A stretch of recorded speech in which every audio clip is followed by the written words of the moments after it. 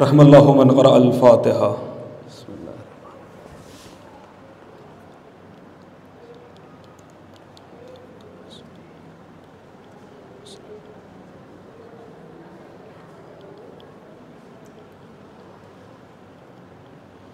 لا حول ولا قوة الا باللہ العلی العظیم۔ حسبنا اللہ ونعم الوکیل، نعم المولا ونعم النصیر۔ اعوذ باللہ من الشیطان اللعین الرجیم، بسم اللہ الرحمن الرحیم۔ الحمد للہ الذی لم یتخذ صاحبۃ ولا ولدا ولم یکن لہ ولی من الذل وکبرہ تکبیرا۔ اللہم صل الذی داعیا الی اللہ باذنہ وسراجا منیرا۔ الصلاۃ والسلام والتحیۃ والاکرام علی النبی الامی المکی القرشی الہاشمی الابتئی الطعامی سیدنا و مقتدانا و ہادینا وسیلتنا فی الدارین امام القبلتین جد الحسن والحسین مولانا ابی القاسم محمد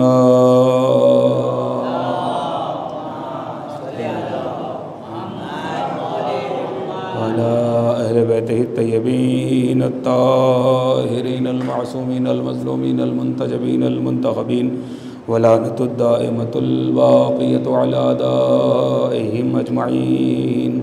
اما بعد فقد قال امام جعفر الصادق علیہ الصلاۃ والسلام انا لقتل الحسین علیہ الصلاۃ والسلام حرارۃ فی قلوب المؤمنین لن تبرد ابدا۔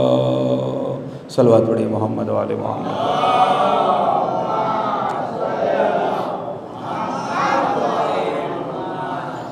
اذان گرامی قدر، موالیان حیدر کرار، عاشقان رسول و آل رسول، مسلسل آج کی یہ تیسری تقریر ہدیہ سماعت ہے، اور ہمارا عنوان کہ ہم کون ہیں اور ہماری ذمہ داری کیا ہے، اس عنوان کے تحت ہم مسلسل آگے بڑھتے چلے جا رہے ہیں۔ اور کل میں نے آپ کے سامنے عرض کیا تھا کہ جی صاحب، دنیا کے اندر، کائنات کے اندر سب سے عظیم جو شے ہے، سب سے عظیم جو چیز ہے، اسے دولت کہا جاتا ہے، اسے پیسہ کہا جاتا ہے۔ اور ایک منزل وہ آ جاتی ہے کہ جب اس دولت کو انسان، اس پیسے کو قربان کرنے سے نہیں گھبراتا ہے، جو دولت انسان نے دھوپ میں، سردی میں، دن میں، رات میں کچھ نہ دیکھا ہو اور دولت کو اکٹھا کیا ہو، ایک ایسی منزل زندگی میں آ جاتی ہے کہ اسی محبوب ترین شے کو انسان ڈاکٹر کے سامنے، طبیب کے سامنے ٹیبل پر رکھ کے کہتا ہے کہ میری اولاد کو بچا لو، میرے بچے کو بچا لو، چاہے جتنا پیسہ خرچ ہو جائے۔ تو عزیزان محترم، لیکن اس کے بعد کی جو منزل ہے وہ یہ منزل ہے کہ جسے کربلا کہا جاتا ہے، کہ جہاں پر انسان اپنی اولاد کو قربان کر کے صرف زیارت حسین کے لیے پہنچا ہے۔ عزیزو دیکھیے، ایک چیز ہے، آج لوگ کہتے ہیں کہ جی صاحب یہ زری کیوں بنائی ہے، یہ گہوارہ کیوں بنایا ہے۔ میں کچھ کہنا چاہتا ہوں، شاید کوئی بات عرض کر سکوں۔ مجھے بتائیے کوئی راوی، کوئی تاریخ، کوئی روایت، یہ تو امام عصر سے پہلے کی بات ہے کہ جی صاحب لوگوں نے اپنی اولادوں کو قربان کر کے کربلا کی زرعی تک پہنچایا ہے۔ بہت توجہ چاہتا ہوں، کربلا کی زرعی تک پہنچایا ہے۔ دیکھیے، حسین تک پہنچنا اور ہے، زرعی تک پہنچنا اور ہے۔ بہت توجہ چاہتا ہوں، میں جو بات عرض کرنے جا رہا ہوں کہ آج لوگ اعتراض کرتے ہیں کہ یہ زری کیوں بنائی ہے، یہ گہوارہ کیوں بنایا ہے، کیا کسی امام نے بڑھ کر کبھی شیعوں سے یہ کہا؟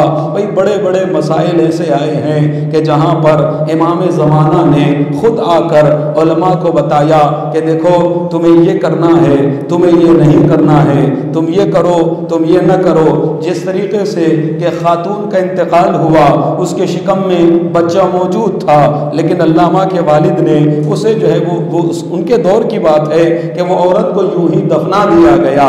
تو رات میں شب میں مولا خواب میں آتے ہیں اور آنے کے بعد کہتے ہیں کہ چونکہ بچہ زندہ ہے لہٰذا ماں کو نکالا جائے، اور نکالنے کے بعد شکم کو چاک کیا جائے اور بچے کو نکالا جائے اور دوبارہ جو ہے وہ ماں کو دفن کر دیا جائے۔ بہت توجہ چاہتا ہوں، یعنی جو ایک بچہ جو بھی دنیا کے اندر نہیں آیا ہے، عالم کون و مکان میں نہیں آیا ہے، مولا کو یہ گوارا نہیں ہوا کہ ایک زندہ جان جو مردے کے ساتھ وابستہ ہے، جبکہ عالم کون و مکان میں نہیں ہے، ظاہر نہیں ہے، سامنے نہیں ہے، مولا کو اس جان کی اہمیت اتنی زیادہ تھی کہ مولا نے کہا قبر کو کھولو، نبش قبر کا کرنا حرام ہے، یعنی قبر کا کھولنا بغیر کسی وجہ کے اسلام میں حرام ہے۔ چند مواقع ہیں کہ جہاں پر نبش قبر کیا جا سکتا ہے، قبر کو جو ہے وہ کھولا جا سکتا ہے۔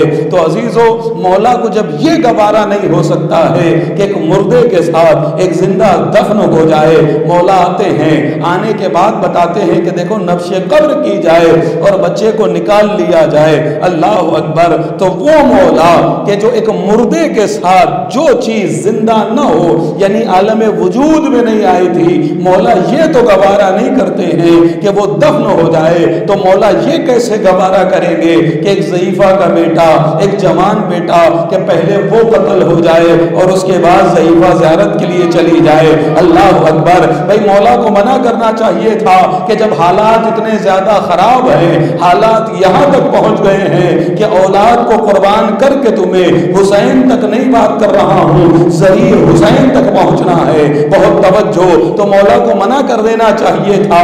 سرکار کو آنے کے بعد کہہ دیتے کہ تم یہ کام نہ کرو، اللہ اکبر، کچھ کہہ رہا ہوں، تم یہ کام نہ کرو، کربلا نہ جاؤ، اپنی اولاد کو قتل کرا کے، اپنی اولاد کو ذبح کرا کے تم کربلا نہ جاؤ۔ لیکن کوئی جھوٹی روایت نہیں کہتی کہ کسی ایک آقا نے روبرو آ کر یا خواب میں کسی کو یہ کہا ہو کہ میرے شیعوں سے منع کر دو کہ وہ یہ شہادت دے کے کربلا نہ جائیں۔ اللہ اکبر، کچھ کہہ رہا ہوں عزیزو، جو مولا قبر سے ایک زندہ کو نکال سکتے تھے، کیا انہیں معلوم نہیں تھا؟ اللہ اکبر، کچھ کہہ رہا ہوں، انہیں معلوم تھا یا انہیں معلوم نہیں تھا؟ کہ سرکار انہیں سب کچھ معلوم تھا۔ اور عزیزو، پھر ہم کہاں تک پہنچ رہے ہیں؟ ہم شہادت دے کے اولاد کی کہاں تک جا رہے ہیں؟ حسین تک نہیں پہنچ رہے ہیں، حسین تک نہیں جا رہے ہیں، بلکہ حسین کی زری تک پہنچ رہے ہیں۔ بہت توجہ چاہتا ہوں، تو آخر وجہ کیا ہوئی کہ مولا نے انکار نہیں کیا ہے، مولا نے منع نہیں فرمایا ہے۔ اللہ اکبر! مولا آپ کے جذبہ عقیدت کو دیکھنا چاہتے ہیں۔ میں نے شاید کوئی جملہ صرف کیا ہے، مولا آپ کو دیکھنا چاہتے ہیں کہ تم جو کھڑے ہوئے زیارت کے اندر کہہ رہے ہو فَيَا لَيْتَنِي كُنْتُ مَعَكُمْ فَأَفُوزَ فَوْزًا عَظِيمًا، کہ کاش میں کربلا کے میدان میں ہوتا تو اپنی جان کو قربان کر دیتا۔ اللہ اکبر! مولا یہی تو دیکھنا چاہتے ہیں کہ ہے کوئی ایسا چاہنے والا جو اولاد کو قربان کر کر ذریع حسین تک پہنچ جائے۔ ہاں عزیز، سمجھ رہے میری گفتگو؟ بات پہنچ رہی ہے اذان عالیہ تک کہ ہے کوئی ایسا جو اولاد کو قربان کر کے ذریعے حسین تک پہنچ جائے۔ عزیزو، ایک لمحے کے لیے انسان اپنی جان کو تو قربان کر دیتا ہے، لیکن جہاں پر بات گھر والوں کی آ جاتی ہے، اللہ اکبر، وہاں پر انسان سوچ میں پڑ جاتا ہے، وہاں پر انسان فکر میں پڑ جاتا ہے کہ گھر والوں کا کیا ہوگا۔ لیکن قسم خدا کی کہ ہم دیکھتے ہیں کربلا کے لیے لوگوں نے اپنی جان تک کو قربان کر دیا ہے۔ تو عزیزو یہ کربلا کتنی عظیم ہے، بہت توجہ چاہتا ہوں، آغاز گفتگو ہے، بس بہت تیزی کے ساتھ اپنی منزل تک پہنچ رہا ہوں کہ ہمارا شرف کیا ہے، ہماری تقدیر کیا ہے۔ عزیزو یہ کربلا ہے، اور کربلا پہنچائی کس نے ہے، کربلا بتائی کس نے ہے؟ عزیزو یاد رکھیے گا، کربلا جنگل کا واقعہ رہ جاتا اگر زینب کبریٰ نہ ہوتی۔ اللہ اکبر، کربلا ایک واقعہ بن کے رہ گیا ہوتا اگر جناب زینب کبریٰ نہ ہوتی۔ میں نے شاید کبھی کہا تھا، یہاں مجھے یاد نہیں آ رہا ہے، شاید یہاں پڑھا تھا یا میں بھی بہو نگر پڑھ کے آ رہا ہوں کہ بہت عظیم جملہ ہے۔ عزیزو کربلا واقعہ بن کے رہ جاتی اگر زینب کبریٰ نہ ہوتی۔ بہت توجہ چاہتا ہوں کہ واقعہ کربلا واقعہ بن کے رہ جاتی اگر جناب زینب کبریٰ کی ذات نہ ہوتی۔ اور عزیزو کوئی یہ نہ سمجھے کہ زینب انتخاب حسین کا نام ہے۔ زینب صرف انتخاب حسین کا نام نہیں ہے، بلکہ زینب انتخاب محمد عربی کا نام ہے۔ اللہ اکبر، میں نے کوئی جملہ کہا ہے آپ کے سامنے بیدار ہو جائے تاکہ شاید میں اپنی بات کر سکوں کہ زینب کبریٰ صرف انتخاب حسین کا نام نہیں ہے بلکہ انتخاب محمد عربی کا نام ہے۔ کیوں؟ اس کے سبب کیا ہے؟ اس کی دلیل یہ ہے کہ جب آپ چلنے لگے ہیں، امام حسین علیہ السلام پورے مدینے کے اندر شور ہو گیا کہ فرزند رسول ست رسول الثقلین مدینہ چھوڑ کے جا رہے ہیں، مدینے کو الوداع کہہ کے جا رہے ہیں۔ ایک مرتبہ آپ کے بھائی جناب محمد حنفیہ پہنچے اور پہنچنے کے بعد کہا، اے میرے بھائی حسین، اے میرے بزرگ، اے میرے آقا، اے میرے امام، یہ بتائیے کہ کہاں کا ارادہ ہے؟ ایک مرتبہ مولا نے پلٹ کر کہا کہ عراق جانے کا ارادہ ہے، عراق جا رہا ہوں۔ جیسے یہ فرمایا ویسے ہی جناب محمد حنفیہ نے کہا، لیکن میں نے تو یہ سنا ہے آپ پورے گھر بار کے ساتھ جا رہے ہیں، گھر والوں کو لے کے جا رہے ہیں۔ میں نے ناب کے نانا سے عراق کے حوالے سے بڑی عجیب باتیں سنی ہیں۔ آپ عراق نہ جائیں تو بہتر، لیکن بہرحال میں آپ کا راستہ نہیں روکوں گا، لیکن اتنا ضرور مشورہ دیتا ہوں کہ آپ جا رہے ہیں تو جائیں، لیکن ساتھ میں زینب کبریٰ کو لے کر نہ جائیں، ساتھ میں گھر والوں کو لے کر نہ جائیں۔ اللہ اکبر! لیکن جب صبح نمودار ہوئی ہے، ایک مرتبہ جناب محمد حنفی آتے ہیں اور آنے کے بعد دیکھتے ہیں کہ بیویوں کی بھی محملیں سجی ہوئی ہیں، بیویاں بھی سوار ہو چکی ہیں، جناب زینب کبریٰ بھی سوار ہو چکی ہے۔ ایک مرتبہ امام کے قریب پہنچے اور پہنچنے کے بعد کہا کہ فرزند رسول، میں نے آپ سے کہا تھا کہ آپ جناب زینب کو کیوں لے جا رہے ہیں؟ اللہ اکبر! پلٹ کر کہا، اے محمد حنفیہ سنو، کل رات جب میں بستر پر سویا، عالم خواب میں نے رسول اللہ کو دیکھا کہ رسول اللہ تشریف لائے ہیں اور لانے کے بعد فرما رہے ہیں، اے حسین اگر تم کربلا نہیں گئے تو اسلام کون بچائے گا؟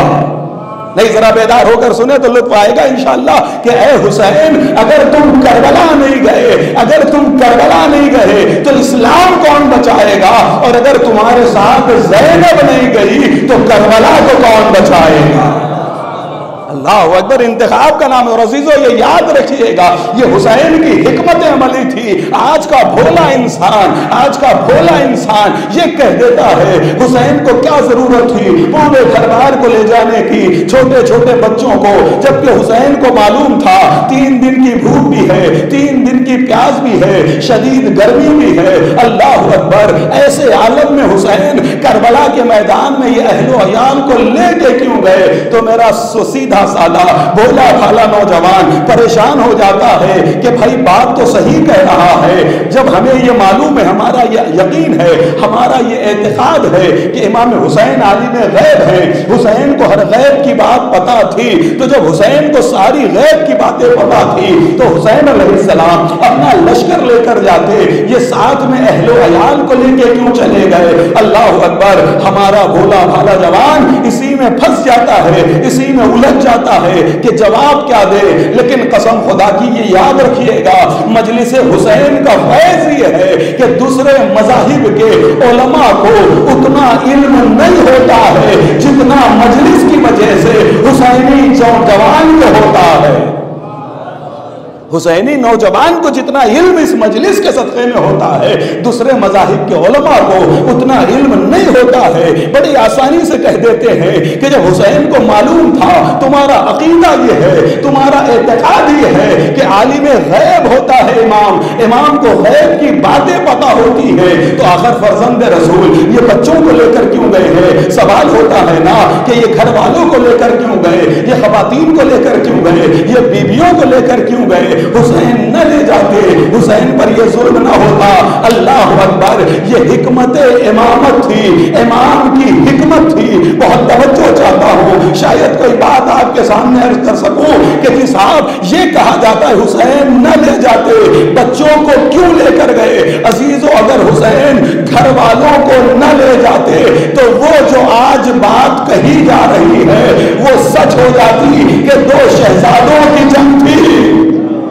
اللہ اکبر, شاید میرا جملہ نہیں پہنچا ہے, تشریح طلب بات ہے. اللہ اکبر, آج جو کہا جاتا ہے کہ 2 شہزادوں کی جنگ تھی, کل کا مورخ لکھ دیتا کہ حسین اقتدار کے لیے نکلے تھے, حسین حکومت کے لیے نکلے تھے, حسین سلطنت کے لیے نکلے تھے. لہذا حسین کی حکمت کو دیکھیے, پورے گھر بار کو اس لیے لے کر گئے ہیں کہ کوئی جھوٹا مورخ, کوئی جھوٹا قلم یہ نہ لکھ سکے کہ حسین سلطنت کے لیے نکلے تھے. اگر حسین کو سلطنت چاہیے ہوتی تو حسین فوج لے کر جاتے, حسین کو سلطنت نہیں چاہیے تھی. اسی لیے تو شب عاشور چراغ بجھا بجھا کے کہہ رہے تھے جسے جانا ہے چلے جائے. اللہ اکبر, اذان محترم کہ جسے جانا ہے چلا جائے. حسین کے اوپر میں اور عزیزو کتنی بڑی گارنٹی لی ہے حسین نے. آپ سوچے تو صحیح, ہم اور آپ جتنے بھی اعمال کرتے ہیں پورے اعمال کا دار و مدار کیا ہے؟ ہر عمل کا دار و مدار کس بات کے اوپر ہے؟ اللہ اکبر, ہم جو کچھ بھی کر رہے ہیں, چاہے سبیلے لگا رہے ہو, چاہے تبرک بانٹ رہے ہو, چاہے کھانا کر رہے ہو, چاہے مجلس میں آ رہے ہو, چاہے ماتم میں آ رہے ہو, چاہے نماز میں آ رہے ہو, نماز تہجد پڑھ رہے ہو, ذکر پروردگار کر رہے ہو, محور ایک ہی ہے, محور ایک ہی ہے. بس اتنا ہی تو چاہتے ہو نا, جنت مل جائے. قسم خدا کی اگر میری بات غلط ہو تو میرا گریبان پکڑ لیجئے گا. محور کس چیز کا ہے؟ محور ایک ہی ہے, نقطہ کمال ایک ہی ہے, جو نقطہ ہے جس پر جا کر ہماری فکریں ختم ہو جاتی ہے کہ بس اس سے زیادہ کچھ نہیں. وہ نقطہ, وہ محور, وہ مرکز کیا ہے؟ جنت ہے. بھئی نماز میں کیوں آتے ہو کہ جنت مل جائے؟ جماعت کی پابندی کیوں کر رہے ہو کہ جنت مل جائے؟ فرش عذاب میں کیوں آ رہے ہو کہ جنت مل جائے؟ تبرک کیوں بانٹ رہے ہو کہ جنت مل جائے؟ یہ ماتم کیوں کر رہے ہو کہ جنت مل جائے؟ یعنی سارا محور ہمارا یہ ہے کہ ہمیں جنت مل جائے. بہت توجہ چاہتا ہوں, ہمیں جنت مل جائے, ہمیں جنت مل جائے, ہمیں جنت مل جائے. لیکن کیا کہنا سید شباب اہل الجنہ کا, جوانان جنت کا سردار شب عاشور چراغ بجھا کے کہہ رہا تھا میں نے بیعت کو بھی اٹھا لی ہے, جنت کا بھی وعدہ کر دیا ہے. اللہ اکبر, ذرا سوچے تو صحیح کہ عزیزو آج ہم جو کر رہے ہیں سارے کارنامے جنت کے لیے ہیں. ہمیں جنت مل جائے, ہمیں جنت مل جائے. لیکن کیا کہنا حسین ابن علی کا کہ شب عاشور چراغ بجھا کر کہا کہ تمہارے سروں پر سے بیعت کو اٹھا رہا ہوں. اس کا مطلب یہ ہوا کہ تمہیں دنیا میں بھی آزاد کر رہا ہوں, کہ کوئی تمہیں پلٹ کر تانا نہیں دے سکتا کہ تم عہد شکن ہو, تم بیعت شکن ہو. آج کہا جاتا ہے نا کہ بھئی یہ لوگ بیعت شکن تھے, انہوں نے علی کی بیعت کو توڑ دیا تھا. کچھ کہہ رہا ہوں, تم بیعت شکن ہو, یہی تو کہا جاتا ہے نا. حسین غریب نے کیا کیا کہ تمہیں بیعت اٹھائے لے رہا ہوں. اس کا مطلب یہ ہوا کہ جب حسین نے خود بیعت اٹھا لی تھی تو جتنے بھی چلے جاتے ان پر تانا نہ لگتا, طنز نہ لگتا. دنیا کا کوئی بشر نہیں کہہ سکتا تھا کہ تو نے حسین کی بیعت توڑی ہے, تو نے حسین کا ساتھ دیا ہے. حسین نے دنیا میں بھی آزاد کر دیا تھا اور آخرت میں آزادی کے لیے جنت کا پروانہ بھی دے دیا تھا. بیعت اٹھا رہا ہوں, جنت دے رہا ہوں, رسول الثقلین کا وعدہ ہے. لیکن اللہ اکبر, کمال دیکھیں کربلا والوں کا, بیعت بھی اٹھا لی, دی, جنت بھی دے دی, اس کے باوجود بھی کوئی جانے کے لیے تیار نہیں تھا. اسی لیے تو حسین غریب نے فخر کیا ہے کہ جیسے ساتھی مجھے ملے, نہ میرے نانا کو ملے, نہ میرے بابا کو ملے, نہ میرے بھائی کو ملے. تب ایک جملہ کہوں گا, حسین کے ساتھیوں میں اور نبی کے ساتھیوں میں زمین آسمان کا فرق ہے. اور وہ فرق یہ ہے کہ نبی ساتھیوں کو بلا رہے تھے, کوئی آنے کے لیے تیار نہیں تھا. حسین ساتھیوں کو بھیج رہے تھے, کوئی جانے کے لیے تیار نہ تھا.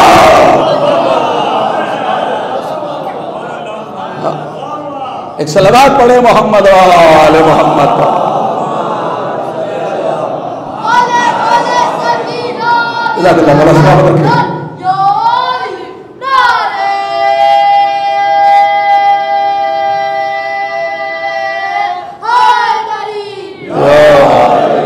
اللہ اکبر. اذان محترم امام حسین علیہ السلام نے بیعت بھی اٹھا لی, یعنی دنیا میں بھی آزادی دے دی تھی اور آخرت کی بھی آزادی حسین نے دے دی تھی کہ جاؤ جنت دے دی.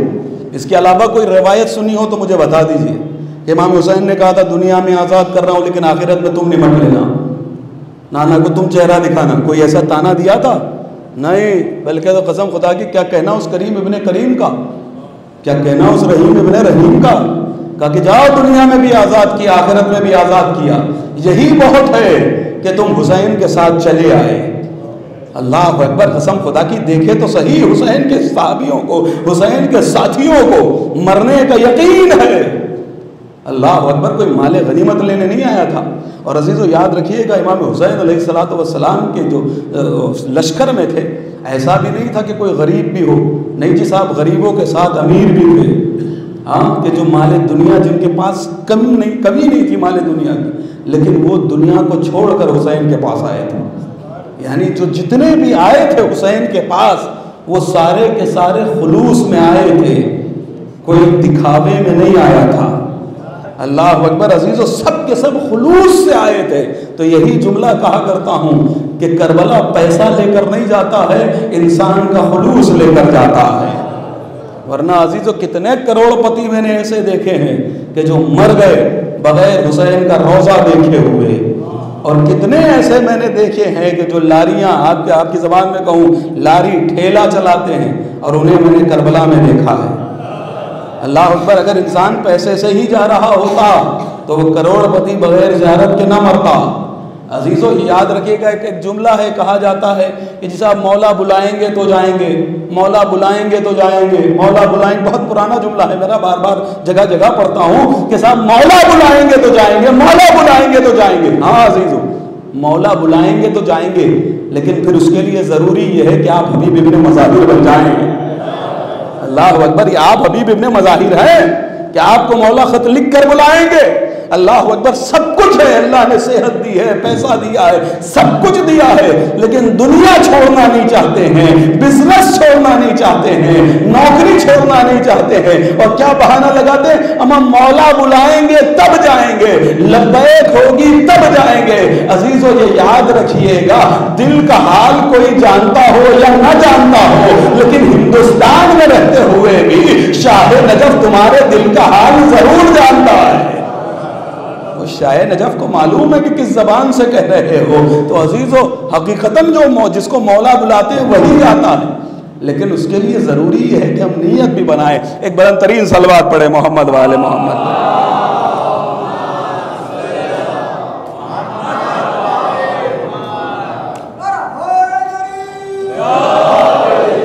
اللہ اکبر. اذان محترم کہ کیا ہے کربلا, کتنی عظیم ہے کربلا.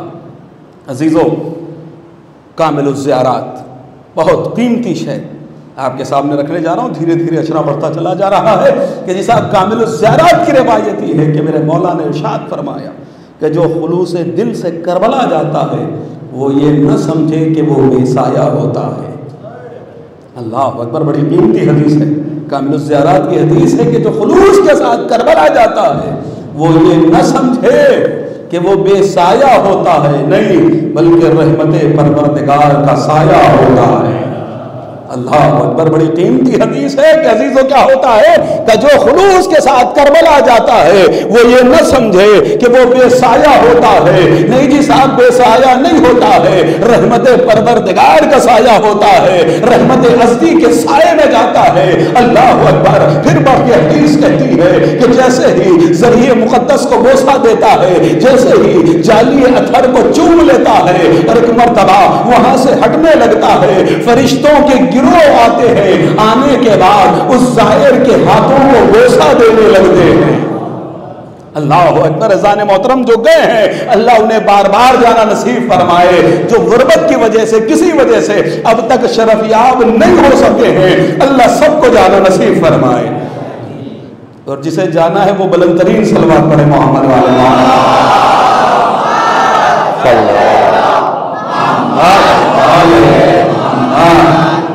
اسے کہا جاتا ہے خلوص۔ ہاں ابھی تک تو آپ ایسا لگ رہا تھا کہ 5 لوگ بیٹھے ہوئے مجمع میں۔ صلی علی محمد۔ انشاءاللہ کہنے لگے کہ جی صاحب کیا ہوا؟ مولا فرماتے ہیں کہ جیسے ہی جالی کو چوم لیتا ہے، بوسہ دے دیتا ہے، ایک مرتبہ بڑھ کے فرشتے ہاتھوں کو بوسہ دیتے ہیں، اور بوسہ دینے کے بعد عجیب فقرہ کہتے ہیں، بوسہ دے کے کہتے ہیں کہ اے زائر جا تو خوش نصیب ہے، تیرے نصیب پہ سلام ہو۔ اللہ اکبر۔ تو خوش نصیب ہے کہ تیرا نام حسین کی زائرین کی فہرست میں لکھ دیا گیا، زائرین حسین کی فہرست میں لکھ دیا گیا۔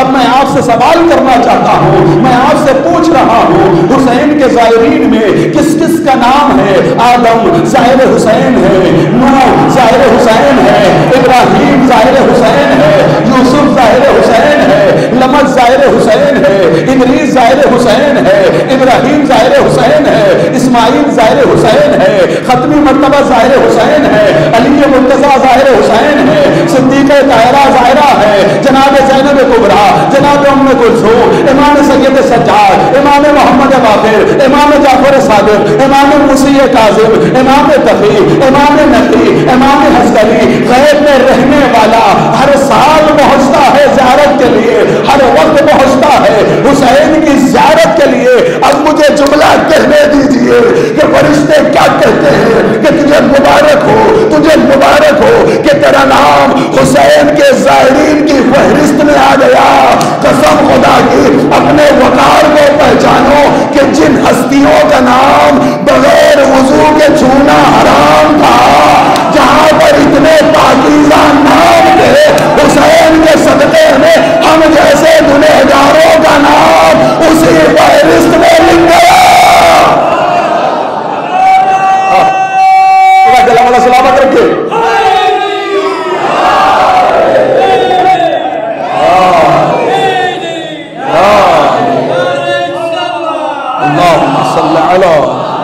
بات پہنچ رہی، اپنی عظمت کو پہچانا، قسم خدا کی کیا عظمت ہے یار۔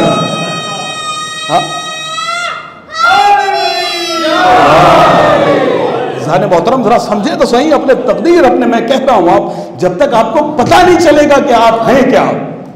عزیزو فرشتے ہاتھوں کو چوم رہے ہیں کوئی معمولی بات ہے؟ ہم جیسے گنہگار اور فرشتوں کے ہاتھوں کی بوسگاہ بن جائے۔ لیکن عزیزو شک نہیں کرنا، کسی کو کوئی شک ہو جائے، ویڈیو چل رہی ہے اس لیے بات کو کلیئر کر دوں، اللہ جانے کون کون دیکھے گا، کہنے لگے کہ جی صاحب گنہگار لوگوں کے ہاتھوں کو معصوم فرشتے چومتے ہیں، یہ ذاکرین پتہ نہیں کہاں کہاں سے لے آتے ہیں۔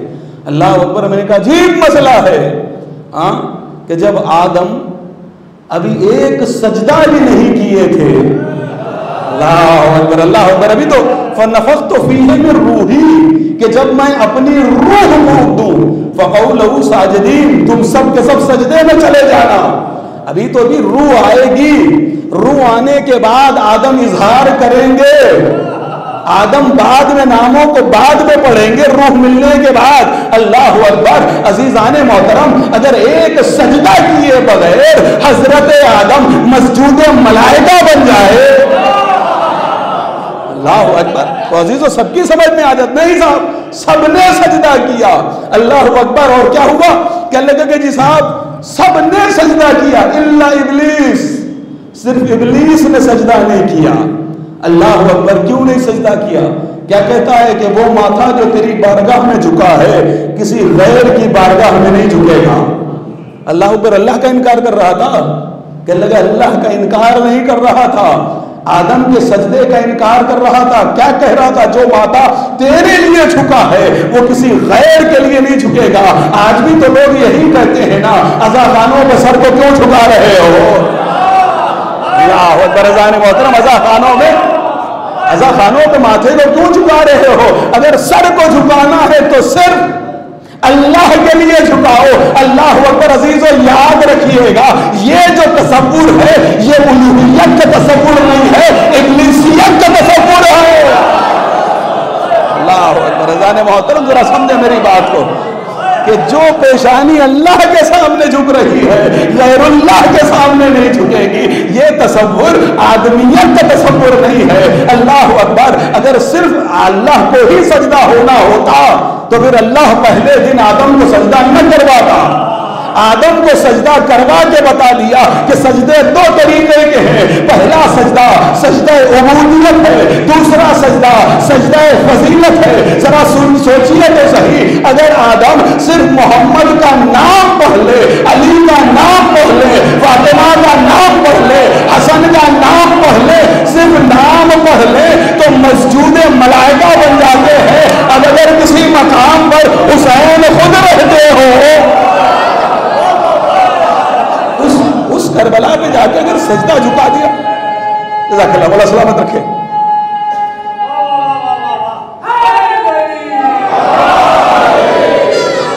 جزاک اللہ، مولا سلامت رکھے، شاد و آباد رہے، اللہ دین دنیا میں کامیاب فرمائے۔ جزاک اللہ، مولا سلامت رکھے۔ اللہ اکبر، رضان محترم ذرا سمجھیے گا میری گفتگو، شاید کوئی آپ کے سامنے گفتگو کر سکوں کہ لگے جی صاحب امام حسین علیہ السلام جہاں خود موجود ہو۔ اب عزیزو یہ الگ مسئلہ ہے کہ کہیں شبیہ رکھی ہوئی ہے، کہیں حسین ہے، ہاں کہ لگے ہم جو سجدہ کر رہے ہیں یہ سجدہ سجدہ عبودیت نہیں ہے، معبود ہونے کا سجدہ تھوڑی نہ ہے۔ کہ لگے کہ جی صاحب اللہ کو سجدہ ہوتا ہے، اللہ تو عزیزو میں کہہ رہا تھا، بات عرض کر رہا تھا کربلا کیا ہے، اس لیے کہ پہلے کربلا ہمیں سمجھنا ضروری ہے۔ جب کربلا سمجھ میں آئے گی پھر اس کے بعد بتاؤں گا کہ جو کربلا جاتا ہے وہ کتنا عظیم ہو جاتا ہے۔ تو عزیزان محترم کیا ہوا کہ مولا نے ارشاد فرمایا کامل الزیارات کے اندر، میرا سید کہتا ہے کہ جو انسان جاتا ہے کربلا، فرشتے ہاتھوں کو بوسہ دے کے کہتے ہیں کہ تیرا نام زائرین حسین کی فہرست میں لکھ دیا گیا۔ اللہ اکبر، اس کے بعد کامل الزیارات کی روایت ہے، لیکن یہ 5ویں امام سے روایت ہے۔ میرا مولا فرماتا ہے کہ اے شیعوں کربلا جایا کرو، اس لیے کہ جو کربلا جاتا ہے وہ غموں سے دور رہتا ہے۔ اللہ اکبر، جو کربلا جاتا ہے وہ غموں سے دور رہتا ہے۔ اللہ اکبر۔ اور اس کے بعد حدیث کے جملے یہ ہیں کہ میرے مولا نے فرمایا کہ کربلا وہ جگہ ہے جہاں پر اللہ نے نوح کی مناجات کو سنا، جہاں پر اللہ نے ابراہیم کو خلیل بنایا، جہاں پر اللہ نے موسیٰ کو کلیم بنایا، جہاں پر اللہ نے عیسیٰ کو زاہد بنایا۔ اللہ اکبر، شاید جملہ نہیں پہنچا یا آپ نے غور، آپ نے توجہ نہیں دی ہے۔ جہاں پر نوح کی مناجات کو سنا، افسر بھائی، جہاں پر نوح کی مناجات کو سنا، جہاں پر موسیٰ کو کلیم بنایا، جہاں پر عیسیٰ کو زاہد بنایا، جہاں پر ابراہیم کو خلیل بنایا، لیکن پروردگار میرے مولا یہ تو بتائیے کہ موسیٰ کب کے ہیں؟ حسین سے پہلے کہ حسین کے بعد؟ اللہ اکبر، رضان محترم اعتراض ہم پر ہوتا ہے نا کہ یہ زری کیوں بنا رہے ہو، یہ گہوارہ کیوں بنا رہے ہو، یہ علم کیوں سجا رہے ہو؟ اللہ اکبر، مجھے یہ بتائیے نوح حسین سے پہلے کے ہیں یا حسین کے بعد ہیں؟ ابراہیم حسین سے پہلے کے ہیں کہ حسین کے بعد ہیں؟ عیسیٰ حسین سے پہلے کے ہیں کہ حسین کے بعد کے ہیں؟ اللہ اکبر، نوح بھی حسین سے پہلے، ابراہیم بھی حسین سے پہلے، موسیٰ بھی حسین سے پہلے، عیسیٰ بھی حسین سے پہلے۔ میری سمجھ میں نہیں آ رہا ہے، ابھی تو حسین کربلا میں آئے نہیں ہیں، ابھی تو حسین کربلا میں ٹکے نہیں ہیں، ابھی تو حسین نے کربلا کو محلہ بنایا نہیں ہے، ابھی تو خاک بلا کو حسین نے اپنے خون سے خاک شفا بنایا نہیں ہے۔ اللہ اکبر، کچھ کہہ رہا ہوں، ذرا جاگو جاگو خدا کے لیے، بیدار ہو جاؤ۔ دیکھیں کچھ قیمتی باتیں ہیں آپ کے سامنے رکھ رہا ہوں کہ ابھی تو حسین آئے نہیں ہے نا۔ ابھی جب نوح کا معاملہ تھا تو کیا امام حسین علیہ السلام کربلا میں تھے؟ نہیں جی صاحب، اگر کربلا میں ہوتے امام حسین تو پھر یہ آدم، یہ حضرت عیسیٰ، یہ حضرت ابراہیم، یہ مولائے کائنات سب کے سب کربلا پہنچے ہیں، اور ہر کسی کو دکھ ملا، ہر کسی کو دکھ نصیب ہوا. کیوں؟ کہ اس لیے کہ تاکہ ذکر حسین ہو گئے. شاید میرا جملہ نہیں پہنچا. آج اعتراض ہوتا ہے، کما کیوں کر رہے ہو، زنجیر کیوں کر رہے ہو، یہ لہو کیوں بہا رہے ہو. اللہ اکبر. اس کا مطلب یہ ہوا اگر اللہ اپنے نبیوں تک دکھ کو پہنچائے تاکہ ذکر حسین ہو گئے تو کسی کو اعتراض نہیں آئے. یہ کیوں دکھ کیوں پہنچ رہے ہیں ان تک؟ دکھ کیوں پہنچ رہے ہیں ان تک؟ تاکہ حسین کا ذکر ہو جائے، حسین کا تذکرہ ہو جائے. اس کا مطلب یہ ہوا کہ کبھی کبھی دکھ کو پہنچانا اس لیے تاکہ حسین یاد آ جائے. سنت پروردگار ہوتا ہے. ہاں کہنے لگے کہ جی صاحب کیا ہوا؟ کہنے لگے یہ پہلے کے ہیں یا بعد کے ہیں؟ آپ کہیں گے سب حسین سے پہلے کے ہیں. ابراہیم خلیل بنے پہلے، نوح نجات پائے پہلے، عیسیٰ زاہد بنے پہلے، موسیٰ کلیم بنے پہلے. تو کربلا میں ایسا تھا کیا؟ کربلا میں ایسا تھا کیا؟ کہنے لگے کربلا میں تھا کچھ نہیں، صرف نسبت حسین کی تھی. اللہ اکبر. رضان محترم اللہ اکبر. کچھ کہتا ذرا سوچئے تو صحیح، جب حسین تھے نہیں، صرف حسین آنے والے تھے، تو کربلا کی برکت سے نوح کی مناجات کو سنا گیا ہے، ابراہیم کو خلیل بنایا گیا ہے، عیسیٰ کو ظاہر بنایا گیا ہے. اب جب کہ حسین وہاں پر ہے، اگر ہم نے حسین کی زری کی شبیہ بنا لی، عباس کے علم کی شبیہ بنا لی، جب کہ حسین وہاں پر موجود ہے. اللہ اکبر. جزاک اللہ، بڑا سلامت رکھے.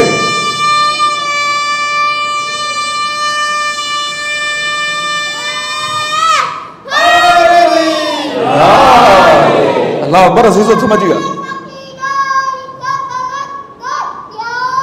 شاباش، بڑا سلامت رکھے. حیدری کہ ابھی حسین آئے نہیں ہیں تب اللہ فضیلتیں بانٹ رہا ہے. کیوں؟ نسبت کی وجہ سے، جبکہ حسین تھے بھی نہیں. سوچے اگر کوئی زمین پر حسین کے آنے کی نسبت ہو تب تو وہ زمین شافی بن جاتی ہے، اور جہاں پر آج حسین ہیں اب اگر اس کی شبیہ بنا لیا جائے، اب جن کی سمجھ میں نہ آتا ہو، اما سمجھنے والوں کی سمجھ میں تو رسول اللہ نہ آئے. اللہ اکبر. سمجھنے والوں کے سمجھ میں رسول اللہ بیٹھے تھے ساتھ میں، رہتے تھے ساتھ میں، لیکن رسول سمجھ نہ پائے. اللہ اکبر. عزیزان محترم، کتنی جگہ آپ کو میں بتاؤں اگر مثالیں دوں کہ کس انداز سے جو ہے وہ رسول اللہ کے ساتھ ہر وقت رہے، لیکن معاملہ کیا ہوا؟ عزیزو یہ یاد رکھیے گا کہ کچھ پتھر ایسے ہوتے کہ جو اپنے آپ کو تبدیل کرتے. یہ ایک کتاب تھی، ذہن سے بھی نام نکل رہا ہے، بات یاد آ گئی ہے. جیسے ابھی ہم نے نگ پہن رکھے ہیں، ایسے ہی کچھ ہیرے ہوتے ہیں جو پہاڑوں سے نکلتے ہیں، کچھ ایسے پتھر ہوتے ہیں کہ جو پہاڑوں سے نکلتے ہیں. کہتے ہیں کہ 1000 برس تک اگر اس پتھر کے اوپر سورج کی کرن پڑتی ہے تو وہ اپنے اندر سورج کے کمال کو ایکسیپٹ کرتا ہے، سورج سے کمال لیتا ہے اور وہ تبدیل ہو جاتا ہے. اللہ اکبر. وہ تبدیل ہو جاتا ہے، اور تبدیل ہو کے کوئی پتھر ہیرا بن جاتا ہے، کوئی موتی بن جاتا ہے، الگ الگ قسم کے پتھر بن جاتے ہیں. عزیزو ذرا سمجھ سوچئے تو صحیح، اگر صرف یہ سورج فنا ہو جانے والا سورج اگر پتھروں پہ پڑے تو پتھروں کو تبدیل کر دیتا ہے، لیکن جو رسالت کا سورج تھا، اللہ اول ما خلق اللہ نوری، اس کی کرنیں پڑ رہی تھی. اب بدلنے والے تھے تو بدلے، کوئی بوزر ہو گیا، کوئی سلمان ہو گیا، کوئی عمار ہو گیا. جن کے نصیب، جن میں تھی تاثیر بدلنے کی وہ بدلے، اور جن میں بدلنے کی تاثیر نہیں تھی جیسے تھے ویسے کے ویسے ہی رہ گئے. اللہ اکبر. عزیزان محترم میں اس جانب نہیں جاؤں گا، بہرحال بہت تیزی سے اپنے مقصد کی جانب آ جاؤں کہ کربلا ہے کیا. کہنے لگے کربلا کا معاملہ یہ ہے کہ مولا نے ارشاد فرمایا کہ کربلا جاؤ شیعو، تمہیں غموں سے دور، غموں سے نجات. اللہ نے اس زمین پر نوح کی مناجات کو سنا، عیسیٰ کو ظاہر بنایا، موسیٰ کو کلیم بنایا، ابراہیم کو خلیل بنایا. اس کے بعد مولا فرماتے ہیں کہ جو کربلا جاتا ہے وہ جل کے نہیں مرے گا، وہ ڈوب کے نہیں مرے گا، وہ درندوں کے ہاتھوں سے نہیں مرے گا. बहुत अजीम बात कि 3 इनाम इरशाद फरमाए मेरे मौला ने, 3 इनाम दिए हैं। पहली चीज ये है कि जल के नहीं मरेगा, दूसरी चीज ये है डूब के नहीं मरेगा, तीसरी चीज ये है कि दरिंदों के हाथों से नहीं मरेगा। मेरे मौला मेरी समझ में नहीं आया, रिवायत यहीं पर आकर रुक जाती है जब इनामात तकसीम हो रहे हैं ज़ाहिर हुसैन के लिए कि जल के नहीं मरेगा, डूब के नहीं मरेगा, दरिंदों के हाथों से नहीं मरेगा। अब मैंने सब जब उसको सोचना शुरू किया कि मौला ने ऐसा क्यों फरमाया, तो मेरी समझ में आ गया कि देखो आग अहले बैत के दुश्मनों के लिए बनी है, दोस्तों के लिए नहीं।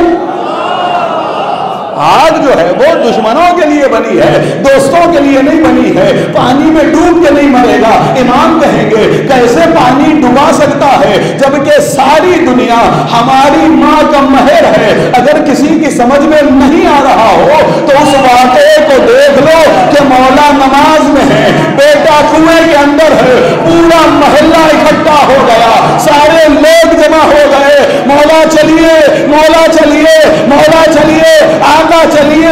हत्ता ये कि वालिदा भी परेशान है कि बेटा कुएं में गिरा है, लेकिन मौला की नमाज है। जैसा खुलूस तकबीरतुल इहराम के वक्त था उतना ही खुलूस सलाम के वक्त नजर आया। और जब मेरे मौला ने खुलूस से तकबीरें कह ली तो शान के साथ उठे।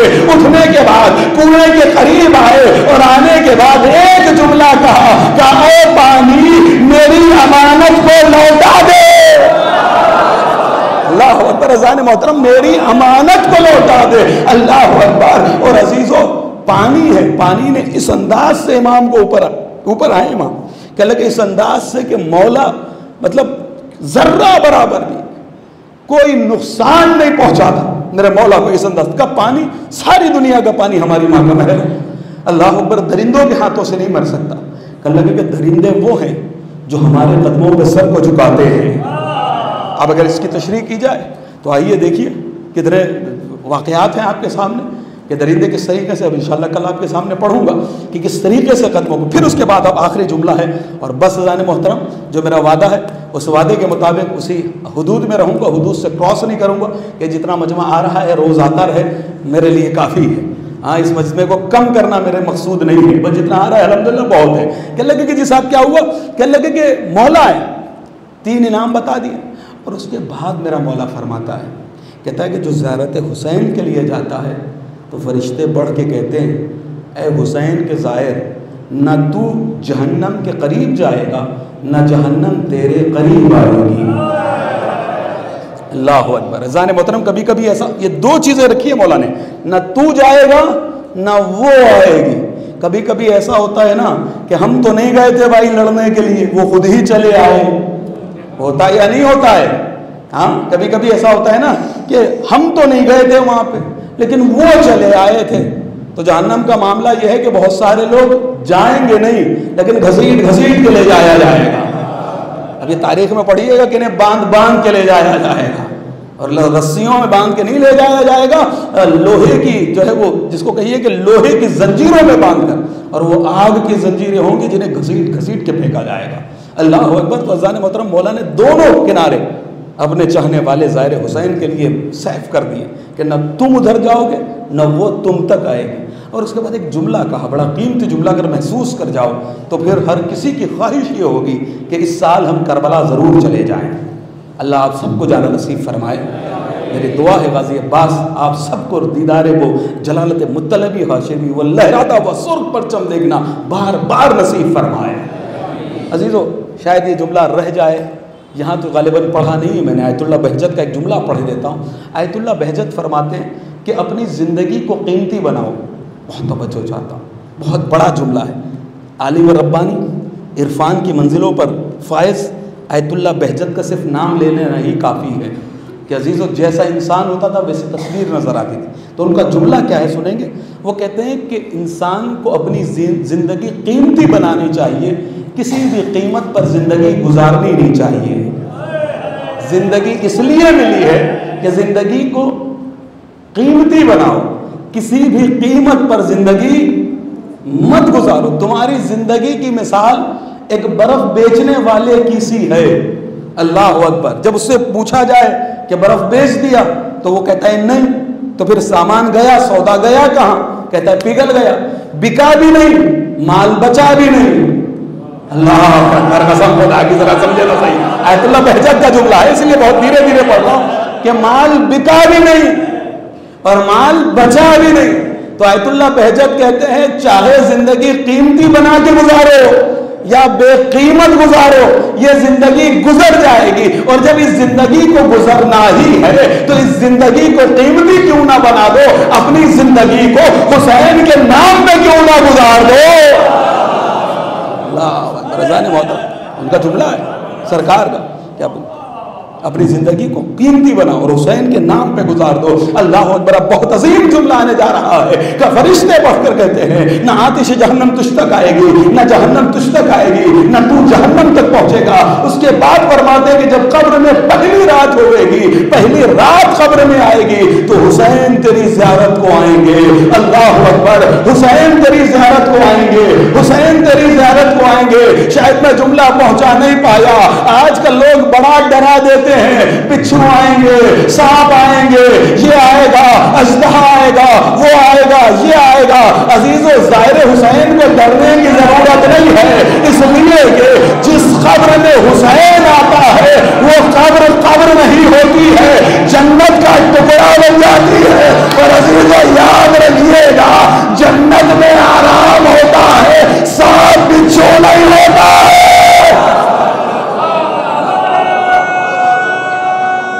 ڈرایا جاتا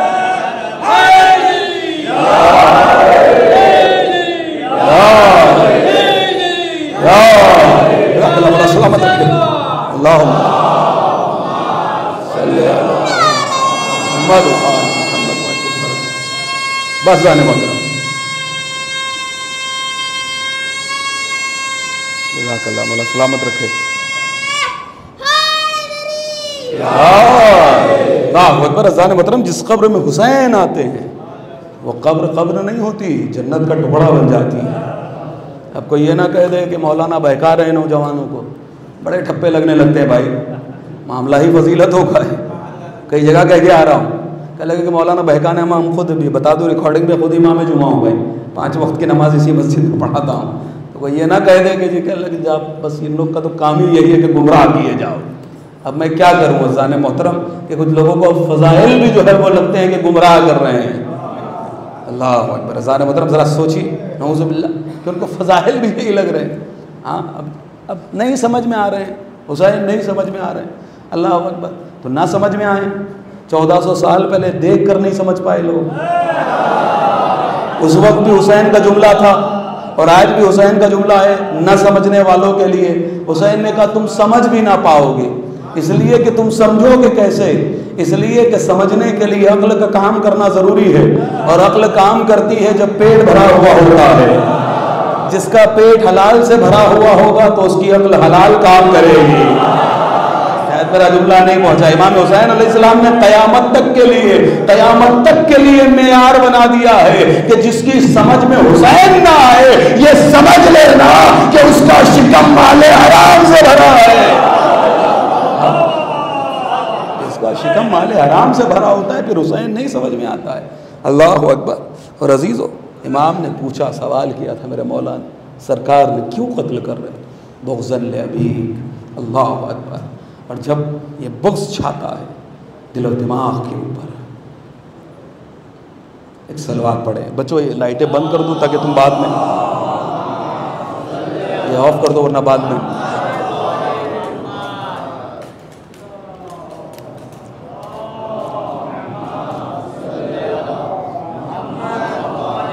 پھر مصائب شروع کرتا ہوں اور لائٹیں بند ہوتی تو بہرحال ڈسٹرب ہوتا ہے تھوڑا سا۔ کہ عزیزوں، جب یہ بغض انسان کے دل و دماغ پہ سوار ہو جاتا ہے، انسان پھر چھوٹے چھوٹے بچوں کے اوپر رحم نہیں کرتا ہے۔ ذرا سوچئے تو صحیح، علی اصغر 6 مہینے کا بچہ، میں نے کہا تھا جناب سکینہ کا تذکرہ کروں گا، لیکن چند جملے آپ کے سامنے جناب علی اصغر کے پڑھ دیتا ہوں کہ عزیزوں 6 مہینے کا بچہ کتنا بڑا ہوتا ہے 6 مہینے کا بچہ۔ ذرا اللہ نے آپ کو بچے دیے ہیں، اللہ تمہاری گودیاں سلامت رکھے۔ میری مائیں میری بہنیں سن رہی ہیں، اللہ تمہاری گودیاں شاد و آباد رکھے۔ عزیزو 6 مہینے کا بچہ کتنا بڑا ہوتا ہے، 6 مہینے کے بچے کی گردن کتنی بڑی ہوتی ہے۔ اللہ اکبر، ذرا سوچئے تو صحیح، 6 مہینے کی گردن پر 3 بھال کا تیر مارا گیا۔ اللہ اکبر۔ ہاں عزیزو، امام حسین علیہ السلام کھڑے ہوئے کہہ رہے ہیں، ارے اگر میں نے کچھ ظلم کیا ہے تو اس بچے کی کیا خطا ہے، اس کی ماں کا دودھ خشک ہو چکا ہے، بس ایک قطرہ پانی کا پلا دو۔ اللہ اکبر۔ میرے مولا نے جلتی ہوئی زمین پر لٹا دیا۔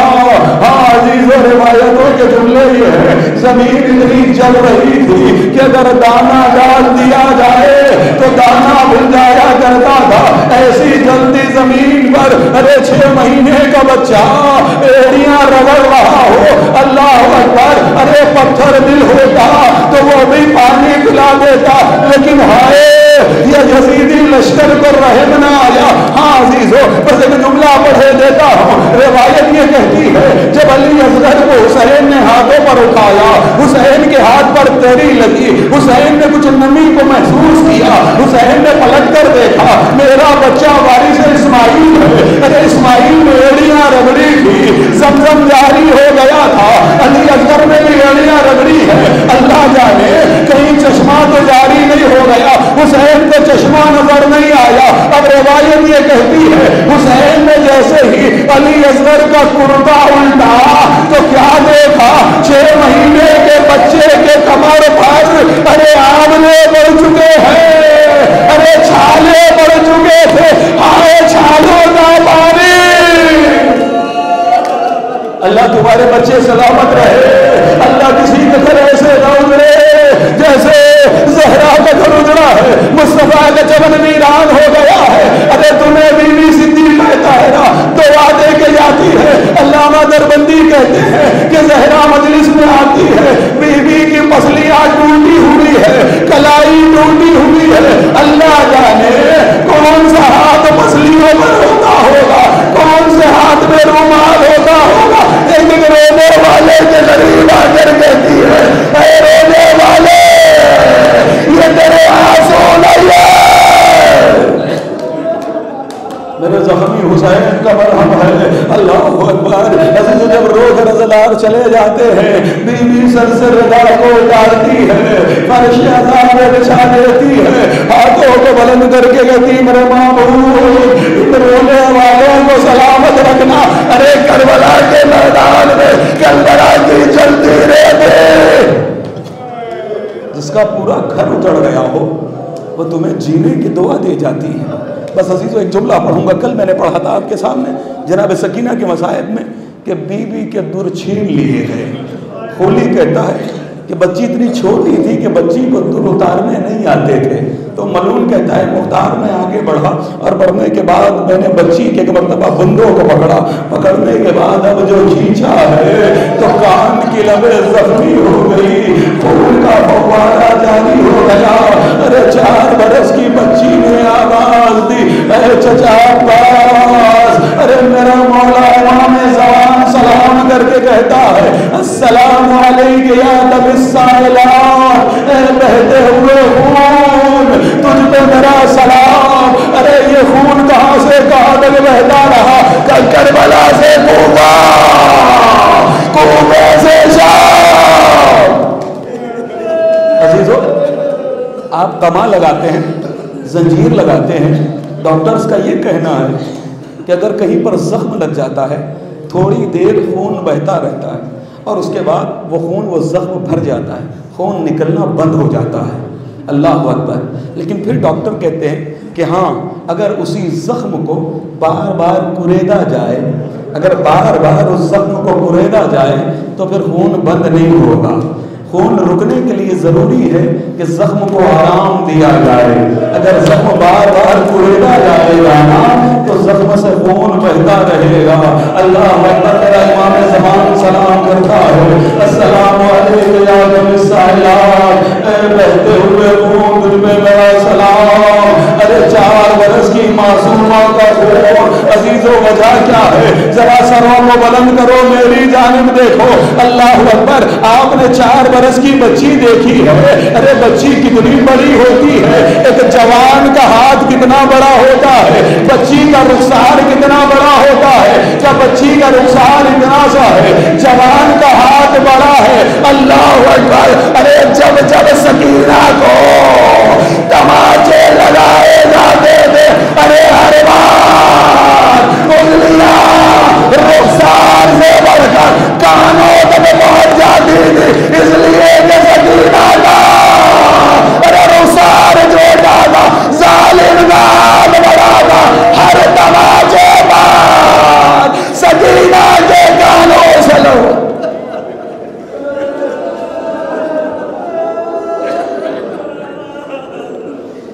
انا للہ و انا الیہ راجعون۔ رضی اللہ تسلیما علیہ۔ پروردگار ہماری اس بات قبول فرما، اس بات کو سیر بات شمار فرما۔ پروردگار ہمیں گریہ کرنے کی سعادت نصیب فرما۔ پروردگار جتنے لوگ مریض ہیں، علیل ہیں، جناب سکینہ کا واسطہ ان سب کو شفا کاملہ عاجلہ عنایت فرما۔ پروردگار ایک مومنہ مریض ہے کینسر سے، کینسر زدہ ہے، میرے معبود اسے بھی جلد از جلد شفا کاملہ اور عاجلہ عنایت فرما۔ پروردگار مولانا ظہیر عالم صاحب اللہ ان کو بھی شفا کاملہ اور عاجلہ عنایت فرما۔ امام زمان کے ظہور میں تاجیل فرما، تقبل ماتم السلام۔